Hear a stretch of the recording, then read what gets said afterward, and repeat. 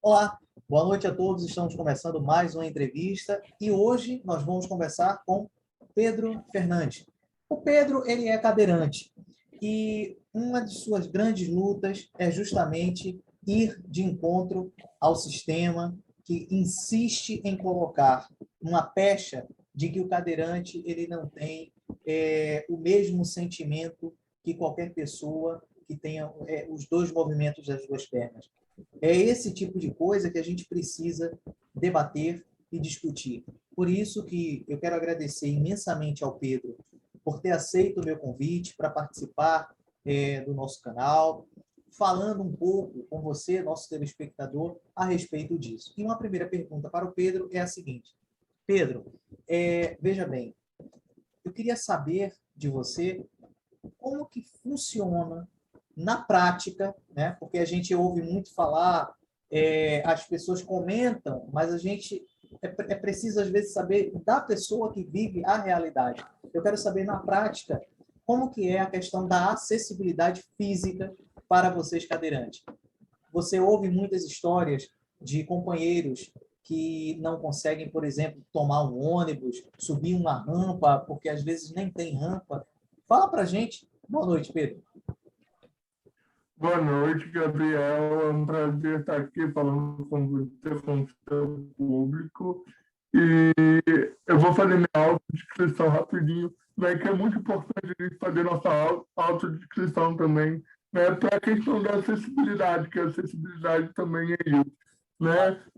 Meu nome é Pedro Fernandes, eu sou um homem branco, de barba, cabelo preto, olhos pretos, e estou com uma blusa cinza e preta de moletom, né? E estou aqui falando com vocês.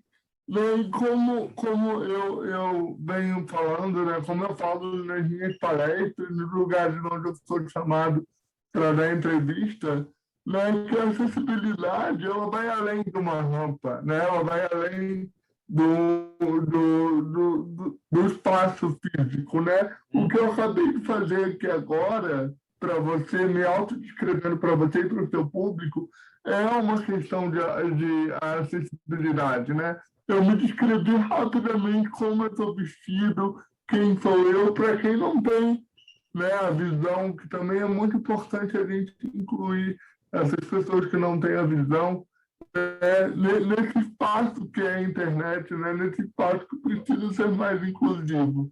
E é muito importante a gente fazer essa autodescrição, né? Incorporar ela no nosso dia a dia, que também é uma forma de acessibilidade, né?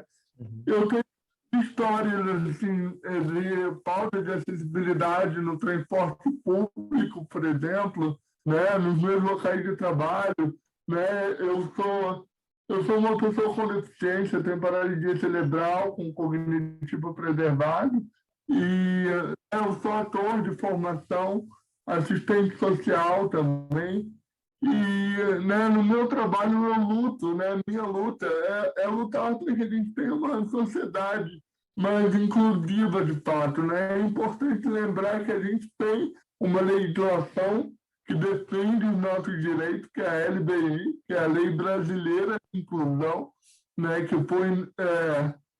foi feita e aprovada em 2004, né? 2004 é uma lei muito recente, mas que a gente precisa colocar ela em prática, né?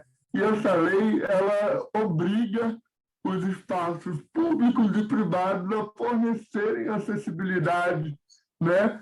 Tanto no nível cultural, tanto no nível da saúde, da educação, em vários níveis, né? Então é importante, né, para as pessoas que estão nos assistindo que donas de estabelecimentos de grande, médio, pequeno porte que se adequem a essa lei, né? Por atenção à acessibilidade, porque essa lei veio para nos reconhecer como indivíduo, né? A gente é um indivíduo que tem necessidades, desejos, sonhos, que tem direitos, né? E a gente não está pedindo nenhum favor, é direito, é lei, né? E a gente precisa reconhecer as pessoas com deficiência, né? Que precisam ser reconhecidas como pessoas, né? Porque durante muito tempo na legislação a gente era tratado como o deficiente físico, né? O deficiente físico, o especial, a pessoa com necessidades especiais. E é muito importante frisar que esses termos não se usam mais, né? O termo correto é pessoa com deficiência, né? A gente precisa enxergar, em primeiro lugar, a pessoa, né? Depois a deficiência. Perfeito.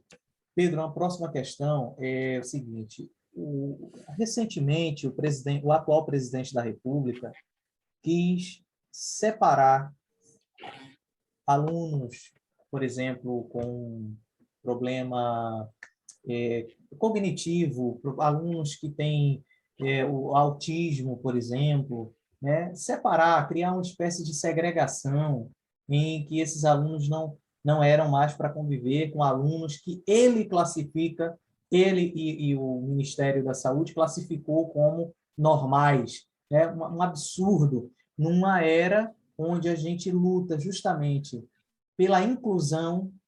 Aí tem gente que quer a exclusão. Isso é uma coisa terrível. Então, agora indo num outro sentido da primeira pergunta, que a primeira foi a questão do acesso físico mesmo, né, das rampas e tudo mais, você respondeu maravilhosamente bem. Agora, Pedro, em relação à questão social, agora, que é essa questão da escola, da inclusão, né, e tudo mais, como que você enxerga essa questão na atualidade, Pedro? Na atualidade, como você bem disse, a gente está vivendo um momento de muitos retrocessos, né? A gente está vivendo um momento de reafirmação dos nossos corpos, das nossas lutas sociais, né? E a gente precisa, né, reafirmar isso o tempo todo, inclusive para esse governo que está aí agora, que é um governo que quer, né, tirar os nossos direitos o tempo todo, né? O nosso direito de ter a vida, de viver a nossa vida como a gente merece, né? Como a gente tem direito de fato, como diz a Constituição. E, assim, essa separação das escolas é uma coisa absurda, porque você tira da criança com deficiência a possibilidade dela mostrar o verdadeiro potencial que ela tem, né? E desenvolver o verdadeiro potencial naquela criança com deficiência, né? E fora a criança sem deficiência, ela vai aprender a conviver junto com a diferença, e é necessário isso, né, para a formação social da criança sem deficiência, né? É necessário porque ela começa a perceber, né, a ter um olhar mais sensível àquele coleguinha que tem uma dificuldade diferente dela, e ela consegue perceber que, né, a sociedade ela é plural, ela é de uma forma plural, nós temos diversos corpos diferentes, nós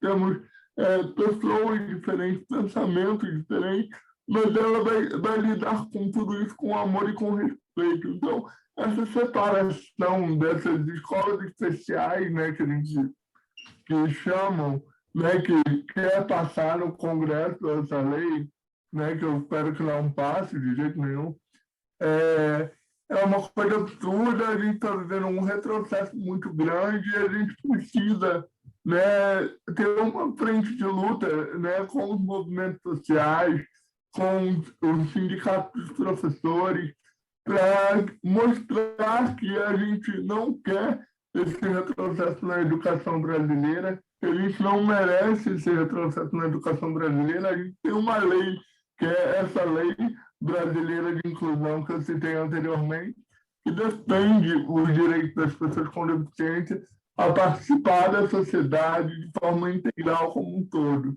Então, a partir do momento que esse governo retrocede nesse direito, a gente precisa rever o nosso papel enquanto movimento social e entender que a luta da acessibilidade é a luta de todos, né? Porque todo mundo vai envelhecer com qualidade, todo mundo quer envelhecer com qualidade, todo mundo precisa envelhecer com qualidade e todo mundo vai precisar de acessibilidade em qualquer momento da vida, seja no início dela ou no final dela. Ah, perfeito, perfeito. O Pedro, uma próxima questão é a seguinte: a gente, infelizmente, nós estamos vivendo talvez um dos piores momentos na nossa atualidade, desde a última pandemia, que foi a gripe espanhola, né, no século passado, e infelizmente a gente está aí se deparando com toda essa situação que o Covid-19 nos trouxe. Como que está sendo para você ter que lidar com a pandemia, Pedro?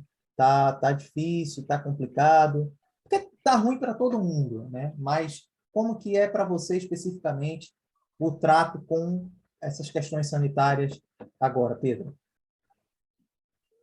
Então, além de todo o contexto que todo mundo está vivendo, né, um caos no mundo inteiro, né, o isolamento social, na verdade, não não é nenhuma novidade para a pessoa com deficiência, né, porque a gente, infelizmente, os nossos corpos são isolados das políticas públicas antes de pandemia, muito antes de pandemia, né? Então, a gente convive com essa realidade do isolamento social o tempo todo, né? A realidade que a sociedade, de uma maneira geral, está convivendo agora por conta da pandemia, por conta da Covid-19, é a realidade de muitas pessoas com deficiência. Eu, graças a Deus, eu tenho uma vida, né, vamos dizer, uma vida social bastante movimentada. Eu tinha uma vida social bastante movimentada antes da pandemia. Com a chegada da pandemia, eu tive que adequar as minhas atividades, né, mas a gente sabe que o recorte social, que é o mesmo recorte social que, né, eu venho de uma classe social e tenho uma família que pode me dar um suporte bacana, né? Mas a gente sabe que eu sou uma exceção à regra, né? Que é a realidade do Brasil, né? Não é essa. E muitas pessoas com deficiência, elas são negadas de saírem de casa, de ter o seu direito de sair de casa por não conseguir pegar um ônibus, ter escada na sua servidão, né? Não conseguir, por exemplo, ter acesso aos benefícios que são cedidos pelo governo, como o BPC e o LOAS, né, que são benefícios de prestação continuada, e a gente precisa modificar essa realidade. Né? Eu acredito que a gente vai sair dessa pandemia com um olhar mais sensível para essas questões sociais, né, que a gente precisa sair melhor do que a gente entrou como humanidade, como nação, né, para a gente rever o nosso papel como um ser social junto a essas lutas tão importantes na sociedade. Né? Fazer esse reparo histórico é fundamental, não só na luta da pessoa com deficiência, né? Mas na luta LGBTQIA+, na luta do movimento negro, né? Na luta da população em situação de rua, que está morrendo de fome, que está morrendo de frio, na luta por moradia, né? Então, essas lutas sociais, elas precisam ser fortalecidas, né? Eu acredito que a gente vai sair da pandemia. Eu espero que a gente saia da pandemia o quanto antes como uma humanidade mais sensível, com uma escuta e um olhar mais ativo para o próximo, né? Perfeito. Pedro, uma próxima questão para a gente, uma penúltima questão é a seguinte: em off, a gente estava conversando mais ou menos a respeito da nossa pauta hoje, e eu estava te falando que algumas pessoas criam estereótipos. Eu acho que isso é um mal da raça humana. E tem gente que, infelizmente, insiste em dizer que mas o deficiente ele não faz amor, o deficiente ele não pode ou não consegue, entendeu? Como que você lida com essa questão, né? E seus companheiros também, porque a gente sabe que não é por aí, né? Vocês também transam, essa que é a grande verdade. Com certeza, Gabriel. E só acho que corrigindo, fazendo uma correção, né? que o correto a se falar é pessoa com deficiência, né? Só para quem está nos ouvindo, para a gente enxergar a pessoa com deficiência como pessoas realmente que somos, né? E temos direitos e deveres e vontades, né? E a gente também se relaciona, né? Eu sou uma pessoa com deficiência e também sou LGBTQIA+, né? Sou um homem gay e eu vejo muito, né, esse preconceito que as pessoas têm, né? E essa curiosidade também que as pessoas têm de entender como a pessoa com deficiência ela se relaciona, né? Eu não tenho uma receita de bolo, porque assim como qualquer outro ser humano, cada indivíduo é um indivíduo, né? Cada um vai ter suas necessidades, seus desejos, é, de toda forma, entendeu? De múltiplas formas. E a gente precisa, né, entender e respeitar isso, na verdade. E a gente precisa entender também que a gente precisa cuidar da saúde, né, da população PCD, né, seja ela heterossexual ou homossexual. Né? A gente precisa entender que a gente precisa ter mais representatividade nas campanhas de saúde, né, de prevenção às doenças sexualmente transmissíveis, né? E a gente precisa entender, fazer com que essa pessoa com deficiência se relacione com o corpo dela de uma forma prazerosa, de uma forma que não seja dolorosa, porque muitas pessoas, Gabriel, elas têm vergonha do próprio corpo porque esse apagamento histórico que as pessoas com deficiência vivem até hoje, e né, está mudando ainda, mas a gente ainda vive isso, né? Vem de muito isso. Não se fala muito sobre a sexualidade da pessoa com deficiência por conta dessa vergonha desse corpo com deficiência. Né? Então a gente precisa reconhecer esse corpo com deficiência. Eu faço sempre uma reflexão, né, quando eu vou para as minhas palestras e meus cursos. Né? A reflexão que eu trago é quantas pessoas com deficiência você já olhou para elas e você já pensou, por exemplo, em ficar com elas, em beijar elas, em conhecer o corpo delas, né, em se relacionar com elas de maneira geral. Se você já pensou isso, parabéns, né? Você está num caminho inclusivo, você enxerga, né, o amor de uma forma plural. Se você não pensou nisso, eu te pergunto, por que você não pensou nisso? Qual é a dificuldade de você pensar que você não pode se relacionar com um corpo diferente do seu? Né? Então, a gente precisa trabalhar isso na nossa mente e eu acho que assim, as coisas estão mudando, né? A gente está se empoderando. Tem muitas pessoas nas redes sociais falando sobre capacitismo, né? Que capacitismo nada mais é do que, simplificando aqui, tá? Capacitismo nada mais é do que o preconceito com a pessoa com deficiência, né? Então a gente tem que lutar contra esse preconceito na parte de relacionamento, na parte sexual também, porque nós temos direito a ter uma vida sexual saudável, de qualidade, e a gente está no mundo, a gente quer viver, a gente quer amar, a gente quer se relacionar.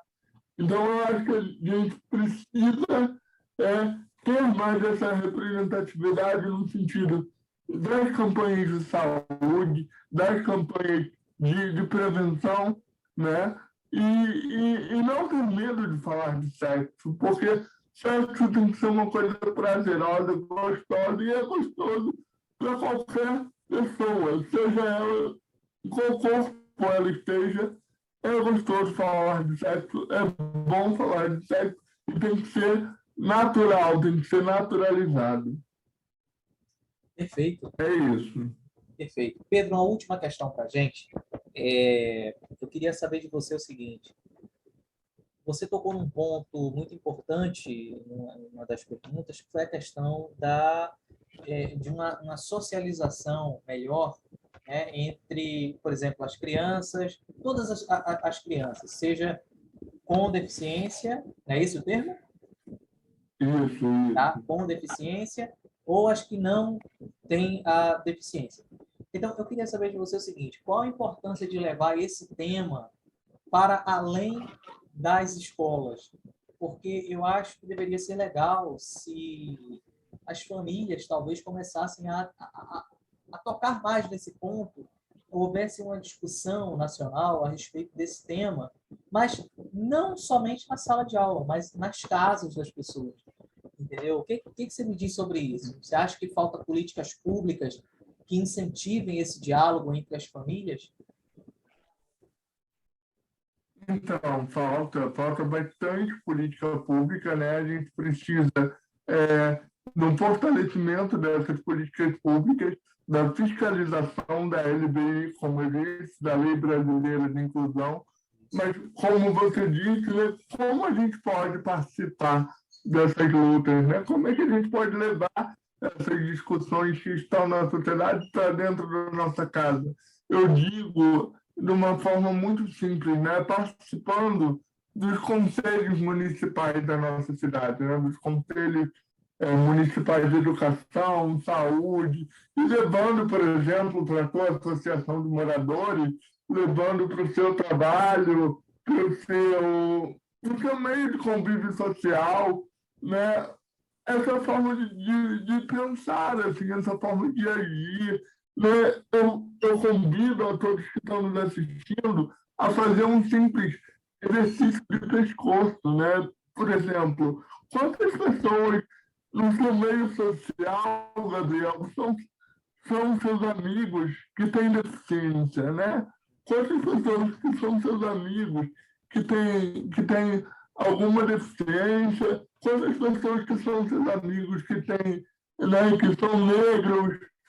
Quantas pessoas, quantas pessoas são LGBTs? Então, eu acho que uma maneira de você levar isso para dentro da sua casa é você fazendo essa autorreflexão, né? Quantas pessoas com deficiência eu tenho no meu trabalho? Quantas pessoas com deficiência eu tenho no meu time de futebol, por exemplo, no meu clube? Né? Quantas pessoas com deficiência eu convivo de fato? Né? Porque você precisa também sair dessa zona de conforto. E o sair dessa zona de conforto é você procurar, né, onde estão essas pessoas. E essas pessoas estão, né, nos conselhos municipais, nos movimentos sociais. Né? É importante frisar aqui que eu não tô fazendo política partidária, né? Política pública. Né? Quando a gente fala de inclusão, independente de A ou B, é a política pública e ela precisa ser feita, né? Ela precisa ser executada de uma maneira geral. Então, uma maneira da gente cobrar essas políticas públicas, né, seja de qual esfera governamental for, a gente olhando, né, para o nosso município, para a nossa cidade, para o nosso estado, de forma inclusiva, né? De forma inclusiva, por exemplo, você parar e pensar quantas pessoas com deficiência eu tenho no meu município, quantas pessoas com deficiência eu tenho no meu trabalho, eu tenho no meu meio de convivência, né?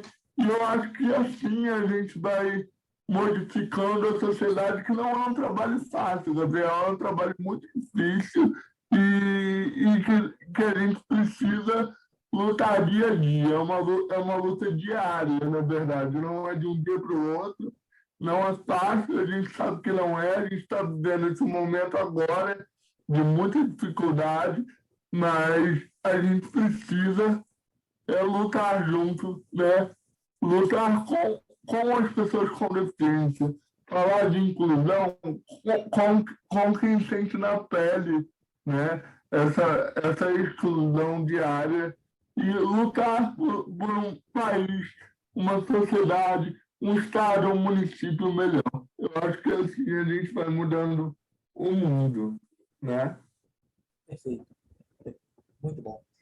Pedro, eu quero agradecer imensamente a sua participação aqui neste canal, dizer que você é cara, sensacional. Eu adorei conversar contigo e desde já eu faço o convite para que a gente possa retomar mais essa discussão aqui no canal, se você puder aceitar futuramente, você retornar para que a gente possa elucidar mais algumas questões, tá, das pessoas com deficiência para o nosso público. Eu mesmo aprendi com você, inclusive nessa questão do trato, né? E a gente é assim, é vivendo e aprendendo. Eu quero agradecer imensamente. Pode fazer suas considerações finais, fica à vontade, Pedro. Eu que agradeço assim, a disponibilidade de você trazer essa pauta, é fundamental, parabéns pela iniciativa e muito obrigado por esse espaço. Obrigado a quem nos assistiu. Eu vou deixar aqui meu Instagram, né, @MundoPedroFernandes. Quem quiser me seguir lá, @MundoPedroFernandes. A gente pode conversar, tirar várias dúvidas.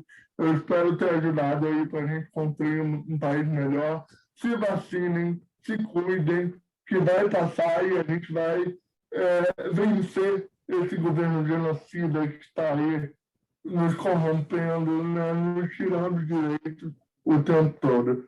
Para Bolsonaro, estamos firmes na luta. Obrigado. Democracia, sim. Ditadura, jamais. Grande abraço, Pedro. Muito obrigado. Fica com Deus. Uma Jamais. boa noite. Até uma próxima. Abraço.